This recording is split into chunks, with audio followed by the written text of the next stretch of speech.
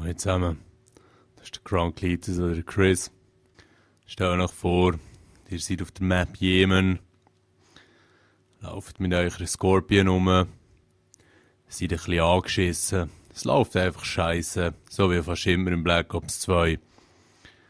Zum Glück ist der Blizzard dabei, neben B im Gebäude deckt der Gegner mit Schüssen. Das kleines C4 wird geworfen und BOOM! Ganz schnell wird es wieder still. Der erste C4-Quad im Black Ops 2 habe ich endlich geschafft. Merci Blizzard für seine Hilfe. Ohne dass er die da geschossen hat, hat es auch wieder nicht gelangt. Und ja, so spektakulär ist das nicht. Aber wenn es meistens nicht so gut läuft, dann freut man sich eben ab den einfachen Sachen.